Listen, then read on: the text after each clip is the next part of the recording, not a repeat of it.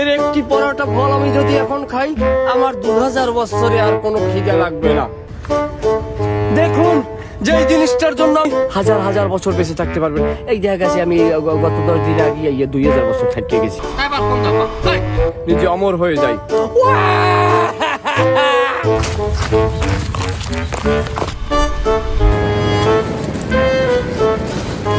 আমি রয়েছি পৃথিবীর একটি দুর্গমতম জঙ্গলে।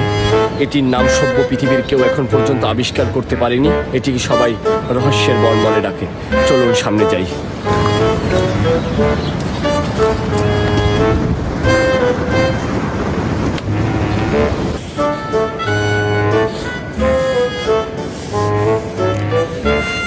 পদে পদে বাধা হবে আপনার, কিন্তু একদম ঘাবড়াবেন না।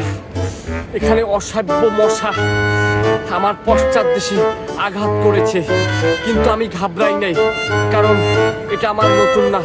ওখানে এর আগেও আমার অনেকবার আঘাত হয়েছে, কিন্তু আমি কোনোভাবে ঘাবড়াবার পেলে আর না। আমি শিরুখা, আমার প্রমাণ করতে হবে। পশ্চাৎ দেশ হোক আর যেই দেশে আঘাত করে করুক, আমার সামনে এগিয়ে যেতেই হবে। দেখতেই পাচ্ছেন চারদিকে কিরকম সবুজের অভয়ারণ্য। এ যেন আমাকে সবুজের চারদিক থেকে ঘিরে ফেলেছে। আপনার ভাবি ফোন করছে, মাইনি আমার জোর নাই, আমার বউ। হ্যালো, কি হয়েছে?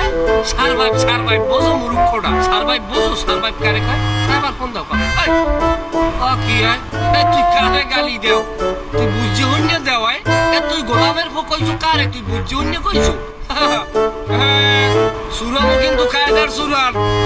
তোরে আমি মাছ কিনে দিয়ে যাই না ভাই, ঘরে মরিচে যেটা মরিচ টাল আর ভাড়ায় বেশি আসছে বর্তমানে খাবি। রাখ এই বউগুলা দুনিয়ার অসভ্য।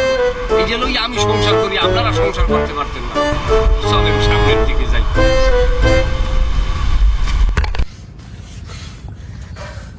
সত্যি কথা বলতে আমি পৃথিবীর একটি দুর্গমতম জায়গায় রয়েছে এখন। এখানে আমি আসার পর আমার অনেক হাঁটতে হয়েছে। এখন আমার প্রচণ্ড খিদা।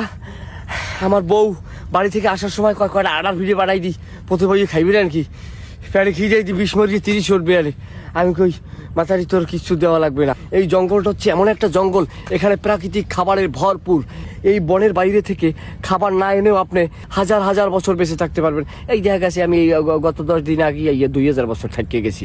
আপনি এই জঙ্গলের ভিতরে যে খাবারগুলো পাবেন তা অতি প্রাকৃতিক খাবার, তা আপনি শহরের কোলাহলে মোটেই পাবেন না। কিন্তু যারা শহরে বসবাস করেন তাদের আফসোস করা ছাড়া কোনোই পথ নেই। চলুন আমরা কি খেয়ে জীবন ধারণ করা যায় তা দেখাচ্ছি। এই দেখুন, এই দেখুন, ওয়াও ওয়াও, কত সুন্দর ললিপপ ফল। এটা কিন্তু সচরাচর খুব একটা দেখা যায় না। এই আমি একটা ফল এখান থেকে নেব। এই দেখুন ললিপপ ফল, এটা বাচ্চাদের খুবই প্রিয়, কিন্তু এইটা বাচ্চাদের খাওয়ানটা অতটা স্বাস্থ্যসম্মত না, রিস্ক আছে। এটা না খাওয়াই ভালো বেশি। আমার নাম যারা আদা বুড়া আছে, এরা 4টে খাইতে পারে, হাতে কিছু একটা হইবে না, কারণ এত কেমিক্যাল খাইলে কি আর এইরকম জ্বলা চলবে। এই দেখুন, এইটা হচ্ছে ডাইল গ্যাস। এটা হচ্ছে ডাইল ফল। এটা খাইলে আবার আমার টয়লেটের প্রশ্ন আসবে। এটা আমি খাবো, তবে আমি পরে খাবো।